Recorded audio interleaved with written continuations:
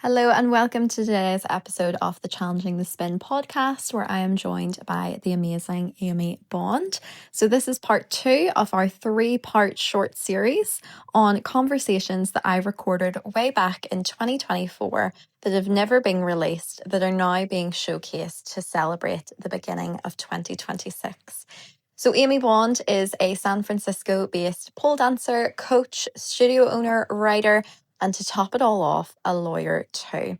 And of course, she is also a cast member in the Netflix documentary Strip Down, Rise Up. So Amy has competed and won in numerous pole competitions. She travels across the US training instructors through the pole and dance teacher training program. She runs international retreats and also consults studio owners on building sustainable businesses. This discussion from 2 years ago is just as important now as it was then, as it truly highlights the interconnection of the pole world with so many other aspects of life. And Amy is an incredible example of an amazing entrepreneur and really shows how the pole community and the pole world can play its role within the world of business. So let's get into it. How actually did you get involved with pole, and what was your life maybe before pole and starting it? I mean, obviously meaningless. No, I had a really nice life before I started pole dancing. I started pole dancing in 2012, when I was in law school, and I just needed to find a like physical activity or a sport that I could do that wasn't outside. At the time I was really into running, and so I was running outside a lot. But as it started to get colder and colder, I needed to find something that was an indoor sport. I don't know what exactly led me to pole dancing, but I remember hearing that there was a studio that had pole dancing classes. And I signed up for it and I took a class and I just kind of fell in love with it, like so many people do. Like I just touched the pole. I think of it as my like sword in the stone moment where I just was like, I want to do this all the time. But, before that, or as I was living in Boston and going to law school, I loved running. I grew up a professional competitive swimmer, did it professionally on varsity team at my high schools. So I went to multiple high schools. I've been an athlete or a mover in some way basically my whole life. You said then you started in like 2012. Could Mhm. you see then the sort of stigma that was there in 2012 of pole dance, or the reactions compared, like pole dance compared to the other sports that you were doing? Yeah, I mean, I think that pole has come a long way in terms of like people seeing it as like a recreational practice versus I don't know what people have in their head when they think of pole dancing, but it's much more, it's much more interesting than what it is, which is just kind of boring when you're doing it right and you're just drilling the same thing over and over. But yeah, I was in law school at the time. I also had been a sex worker. So I had worked in porn when I was in my early 20s. At the time, that felt like something that I really needed to keep a secret and that I needed to hide in order to be marketable professionally. And I don't think I was wrong about that. And then when I started doing pole, it felt a little bit like a fun secret. I didn't feel like I had to keep it a secret, but it also just felt like a weird thing to bring up in the middle of law school. Like you're talking about torts, you're talking about criminal law, you're talking about like what are the ethics of putting people away for rape? Like it would be weird to just all of a sudden be like, oh, by the way, I do pole dance. Like just contextually, it wasn't like the thing we were talking about or any one of the hundreds of things that we were talking about. I remember I did my first student showcase. Oh, and you know what? The other thing is, I also wasn't very good. And I knew that. Like, I knew that, like, from a technical level, like, this was nothing to write home about yet. And then I did my first student showcase, and there was this like, and like I did a layback, and I was like sitting up out of a layback, and there's this amazing photographer at the showcase who got like the perfect shot, and that's when I felt like like I had arrived. Oh my gosh, now I'm like a real pole dancer or whatever, and I could like show off my skills like on the internet. I definitely have people at my law school who kind of like side eyed it, like what? What are you doing? I think there's something so beautiful about having worked in sex work. Like, that was the thing that I had a lot of shame about was, being I think I probably would have called myself like a recovering sex worker at the time. Now I'm like a recovering lawyer. Paul never seemed that risque because it was like, oh, if you think this is bad, like hold my beer. Porn when I was 20 years old, lost my virginity, and that like this is child's play, So I think there's something really lovely about working in sex work at an early age, which is like the thing that people are so worried about happening. Like, how many times you've just been like out in the world and your people are talking about like leaked sex videos, like it's like the worst thing that could possibly happen to anyone. And it's like, yeah, my naked body is all over the internet, like, eh, and I'm still here. Like, nobody died. We're fine. And I think I just didn't have a lot of, I think that gave me like an emancipation from a lot of the shame that people carry and a lot of the fear people have of like, what will people think? It's like, I already know what people think. Would you say then 2012 going onwards and now, do you think that shame is maybe slowly getting better, that people are more accepting, or do you think it's still roughly the same, especially with social media and everything now? Yeah. It's a good question. I think sometimes when people like, I think society hasn't come a long way towards accepting sex work as like a legitimate profession or like a legitimate, but like kind of, right? Like in some ways society has come a long way, and in like very practical ways, like legislatively, there have been a lot of laws passed that make it harder for people to work as sex workers, and like for people to even like promote themselves as sex workers on the internet. There's shadow banning of pole dancers. So on the one hand, I think society has slowly moved towards like, oh, sex work is like a legitimate profession. It's actually really hard. You don't just like, lay there. And whereas when I had just come out of sex work and when I was doing sex work in my 20s, like there were a lot of people who would just say like straight, like to absolutely rude things to my face, like, oh, you just like lay there and like that, then you make money because you're hot, or something like that. Whereas like I think today there's a lot more understanding of like how difficult the work is. Similarly with pole, I think that there's a lot of people. It used to be when I would say I was a pole dancer, people would be like, oh, like, does that mean you're a stripper? And not even rudely, just like, like, oh, like that's all I can think of in my tiny little head. Like this one connection between pole is like stripping. And now when I say I'm a pole dancer, people say, like, oh, that was so hard. I have a friend who does it, or I've seen a video on whatever. And I think there's like a lot more acceptance of like the technical difficulty of what it is to be in pole or to practice pole as recreational movement or in the stripping worlds. And so, I think there's more acceptance. And also, there's this, you know, Instagram shadow bans pole dancers. If I look up my name on somebody else's account to like, follow each other, it will ask me if I'm over 18 years old, and it will make it very hard to find me. I have to type in my full name, that it doesn't like pop up when I put Amy Sunshine. It like has to be Amy Sunshine 007 before my name comes up. So Yeah, it's like on one hand, social media is a really positive thing for pole dancing. It's really showcased yeah. and highlighted it, but on the other hand, then social media goes against it till somehow it in fact makes it difficult for Yeah. pole dancers.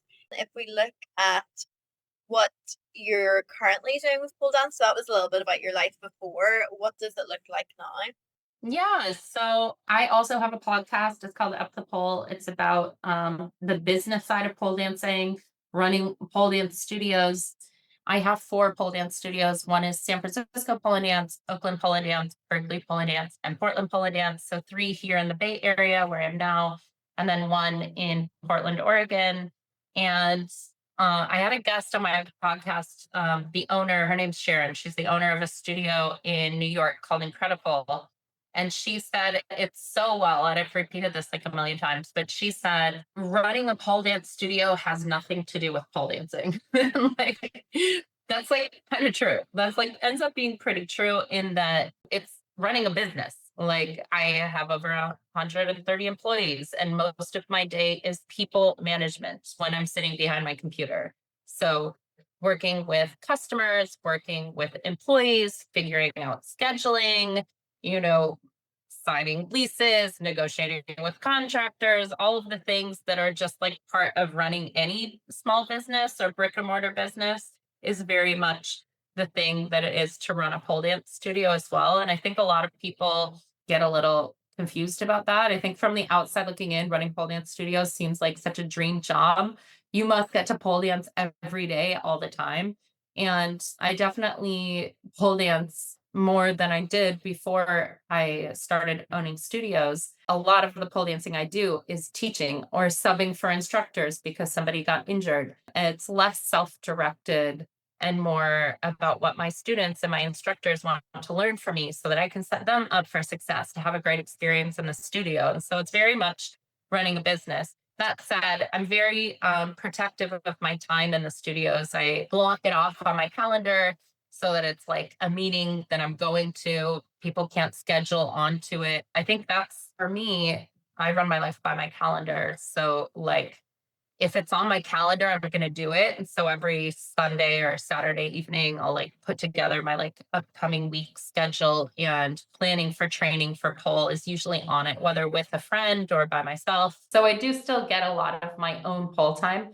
That said, a lot of studio owners I know like hardly pole dance anymore. And that's because the running the business side often takes over. Yeah, beyond that, I am still an attorney. So I do practice law a little bit. Lately I've been consulting a lot of small business owners or other people who are interested in opening their own studios. My business, Pole and Dance Studios, also does teacher training. So, for instance, I was just in Grand Rapids for 2 weeks teaching the instructor teams at a studio out there our teacher training curriculum so that they can teach it to their students. And at the end of the day, I really do love what I do, but it's not like the romanticized version of it. Like I very much feel like running pole studios is a calling. And also, I think I feel the same way most studio owners do, which is like, God, it would be really nice to actually make money at this because I really am working so hard. And most people, I don't think, I definitely am not relying on income from my business. I don't take income from my business yet. And I've been doing this for 8 years. So that's a day in the life. I'm really surprised as well about the not making an income and everything, because as you said, like from the outside in, it looks amazing. It looks like this really growing sort of community as well, and loads of people would try it.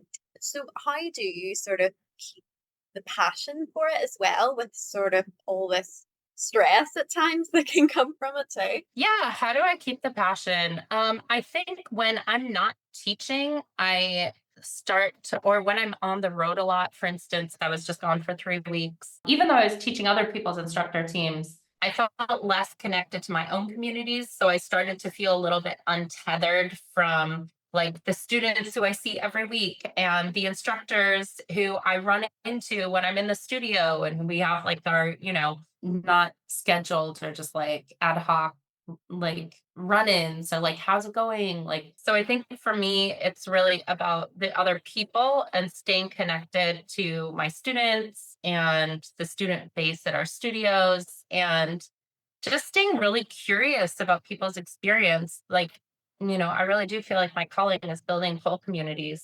And for a while, I wanted to build like 100. Like I wanted to build more than four. And then I opened Portland Pole and Dance at the end of 2021, which is about years ago and some change now. And having a studio that was in a different state than the other three really started to test my ability to be like really connected. Cause now I'm traveling to two different states and I'm teaching at four studios, and I can't see everybody week over week. I'm more doing like pop-ups or workshops or specialty classes. And Portland for me was like the test. Like, do I like this? Am I going to like stretching myself across a lot of studios? And I think the answer really was no. Like, I like it at 4 now that those 4 studios are very manageable, and I have an amazing team and studio managers at each location who I work with when I'm on to build out programming. I definitely don't do it all myself, but at the same time, I want more time at the 4 studios I have, not less. And so opening a 5th or 6th or 7th studio, I think would make me probably feel pretty isolated. Overwhelming as well. So you've sort of Why not treat yourself and start the year of 2026 off well with buying yourself some new pole and aerial clothing with our sponsors, Dragonfly. Dragonfly is a brand with a dragonfly symbol that combines the beauty of sports with perfect clothing. Dragonfly lives for quality sportswear and maximum exercise experience with a main focus on pole dance and hot yoga. Dragonfly is clothing that gives freedom of movement, it's functional, it's durable, and of course, it looks good too. Today, it supplies sportswear to more than 80 countries worldwide and is one of the top market leaders in sportswear for pole dance and aerial hoop. So treat yourself this 2026 to some new pole and aerial clothing and click the link in the bio to shop now. Thank you so much to Dragonfly for sponsoring this podcast. what would you hope then in the next 5 years to achieve? So obviously you're focusing on the 4, but even personally, because I know in Strip Down Rise Up, you love the competitive side of pole too. Yeah, I'm going to be competing in the Seattle PSO Northwest this year. Again, I think the competitions are for me. They're not for they're for my own artistic yearning. But they're not for, oh, if I win this competition, then more people will want to book me or something like that. I don't think that's what competitions are for. They might have been when they first came out and there were 2 pole stars, But at this point of my career, I usually just, if I'm visiting a new country, for instance, I'll just email the local studio and be like, do you guys want to book workshops or me to teach there? And sometimes the answer is yes, and sometimes the answer is no. And that's kind of how I teach workshops internationally or outside of my own studios.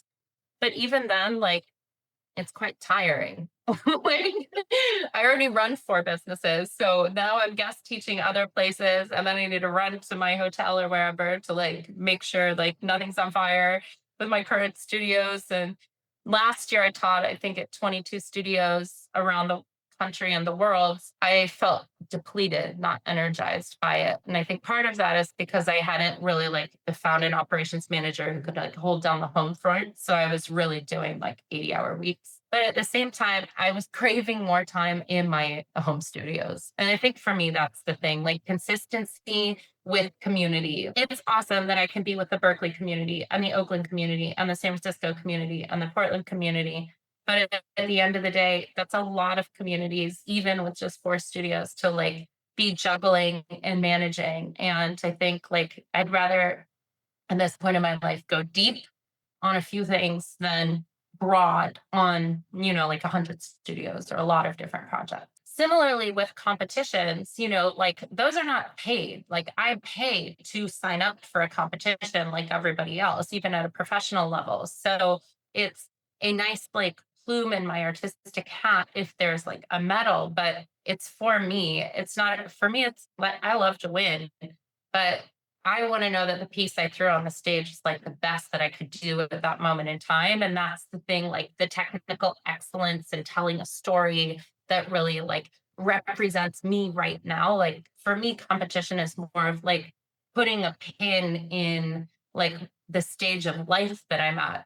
And that was one thing that was really cool about being in Strip Down Rise Up is not only did I put a pin in the competition piece that very much represented a lot of the things that I was thinking about at that moment in time, but then a director and her film crew followed me around and I got to share that and with millions of people. And I had to have so many people who relate to that storyline and that piece of art reach out to me to have a conversation that goes quite deep about either sexual assault or being raised Mormon and then leaving my religion.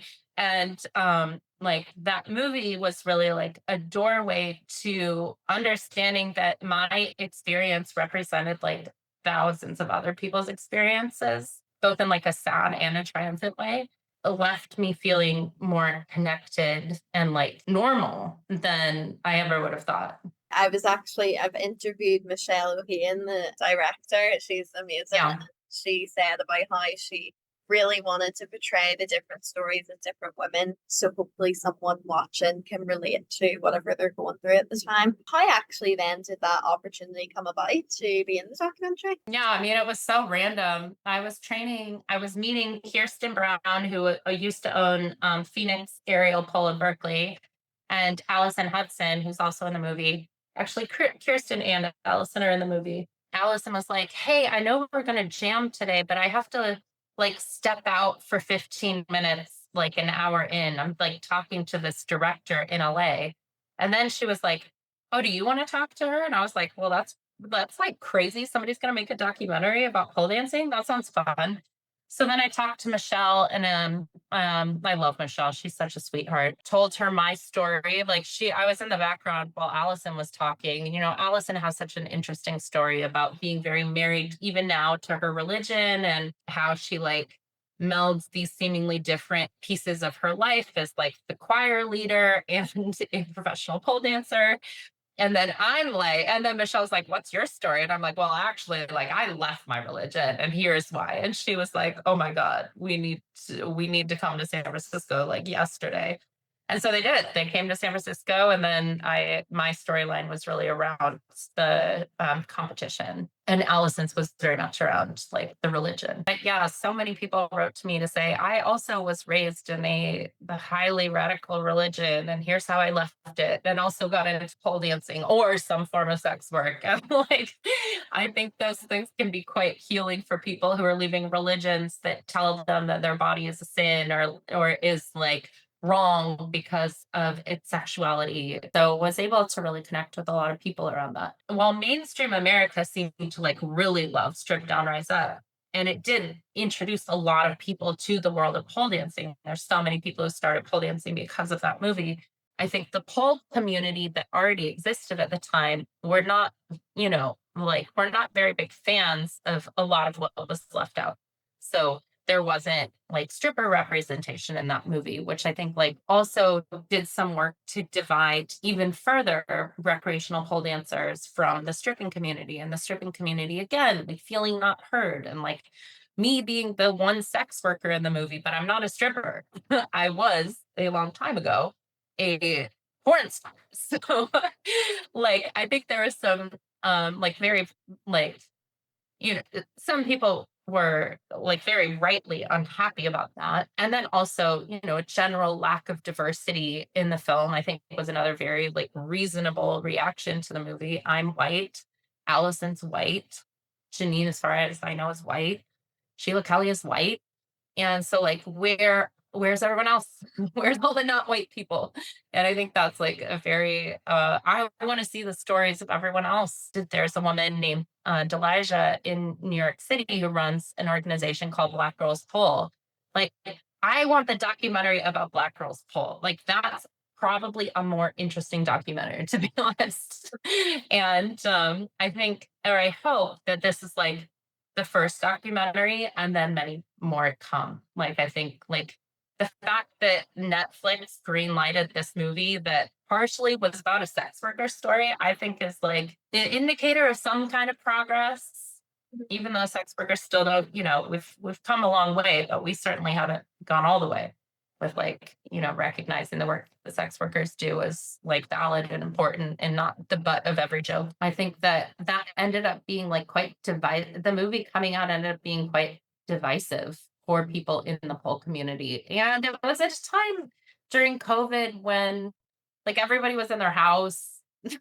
Like I think like, we all wanted to like, I don't know, we all were not like in our like straight like normal life minds. We're in this very like COVID world, like separated from each other mindset. And I think that exacerbated some of the online discourse in a way that ultimately didn't feel healthy for me mental health wise. I definitely like blocked a lot of people because of the things that they said to me about my experience. And it wasn't the people who were like, "You're going to hell because you were a porn star." I've been dealing with those people for a long time.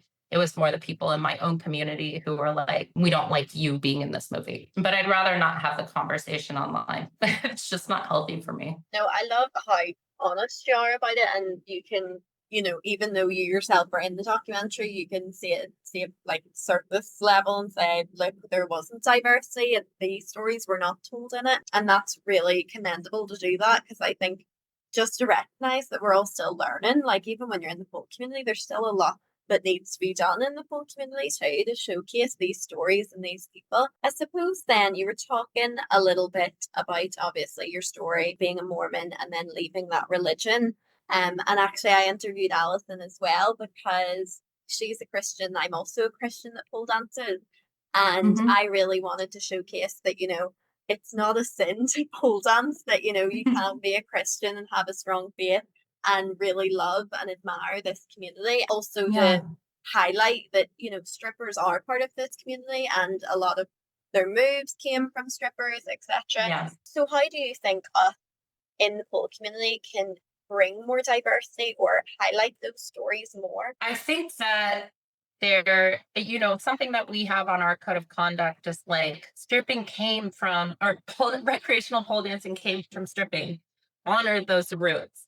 And I think that like strippers have been so stigmatized by not just the world at large, but also the pole community. Like that, there was a time when there was like hashtag that was like hashtag not a stripper that people would put on their pole dancing videos. Like not okay. And of course, people who are dancers are not going to feel safe in communities that are like, we're not like you.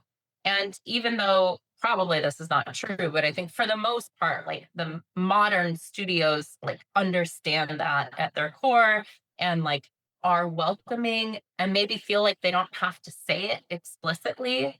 But we still get like for instance, we have a scholarship program for students and people who are considered by definition low income, and also for dancers and people who are strippers, specifically to say like not only are you welcome, but like we so want you here, like we want to discount your classes so that you can attend. I think like things like that, or we had a post that my creative director for Polo Dance, Iris Farah, did that was on International Sex Workers Day. That was like, here's the history of stripping and sex work as it relates to pole dancing.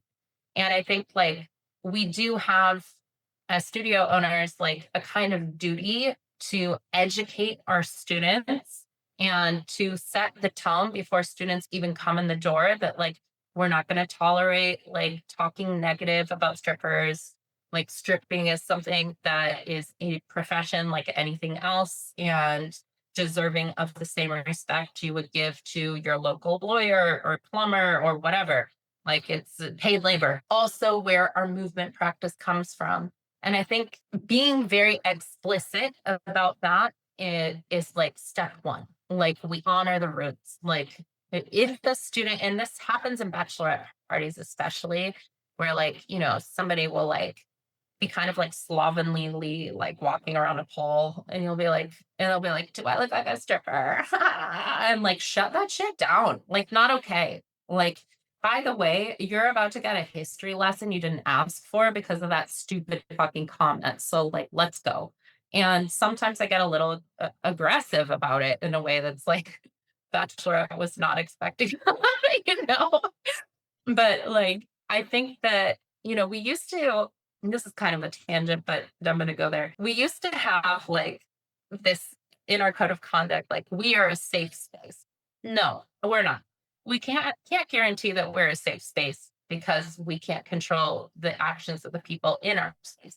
We can gently guide them there, but we're also not going to be a safe space for anybody to act like an asshole. So it's like our code of conduct now is like, we respect the people who share our beliefs. If you're a bigot, like get the fuck out. If you don't respect sex workers, get the fuck out. Like there's other studios, go there. Like we don't want you here. And I think being like very explicit and like being okay with firing students makes the community who does exist stronger. And that to me is not only good for the bottom line, like good for like the financial aspect of having a business, but like really standing for what you will and won't put up with in your business, I think does create a safer space for the people whose values are in alignment with what you're standing for as a business or as a studio. That's really interesting because actually, in all the other episodes, it's never came up about the fact that it's also the pole community that is still learning and that we need to call out at times too. And it's actually people within pole that is still Yeah. learning and needs educated. So that is definitely a really interesting point to look at. And how can we still continually grow and be more inclusive with everyone that could do it? I suppose then just sort of kind of like closed in. You've said about obviously you're a studio owner, you're a business owner, you've traveled the world with Paul doing workshops. What has been your personal highlight? I think I'm in a really good place right now, actually, with my business. I have cultivated, and I'm going to give myself credit for this. Like, I've done a really good job at cultivating really strong teams of people who operate at the studio level and who also operate at headquarters or like executive team levels.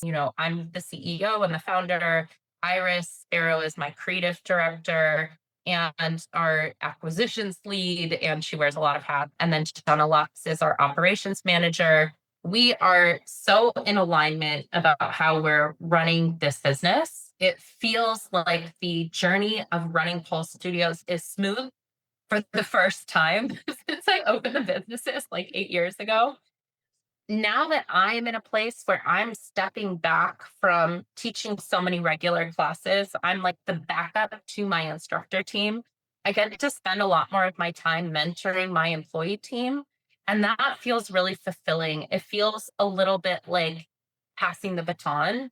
Like, what is this next generation going to do in pole? And I'm so excited for it. I can't wait to see it already post COVID. We're seeing so many new studios crop up and things are being done a little bit differently. For the longevity of this industry, studio owners need to probably like organize a little bit more, but that's a later thing that I think will just happen pretty naturally. Right now in my pole journey, like I have time to play. I get to go teach teacher trainings in Grand Rapids. I get to mentor my instructor teams. I'm less worried about teaching every day and like touching every student because I'm putting the work into my instructors so that they can then go do it. And having really strong studio managers and a really strong executive team is the only way that I'm able to like spend my time on those things. Additionally, more at like a local level than like a 2,000-foot view, I host pole dance retreats in Hawaii in collaboration with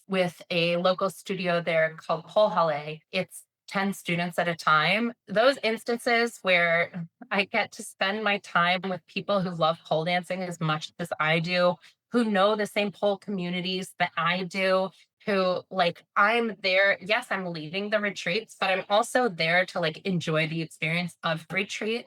And there have been so many nights where we're just like sitting in a hot tub after a long day of pole dancing and like playing on the beach and like stretching at the beach and like seeing sea turtles and like where we'll just be sitting in a hot tub and like talking about our lives. And I think like again, like the connection to the human beings that make up the pole community, like these are my people. And nothing brings me more joy, whether it's like a retreat in Hawaii.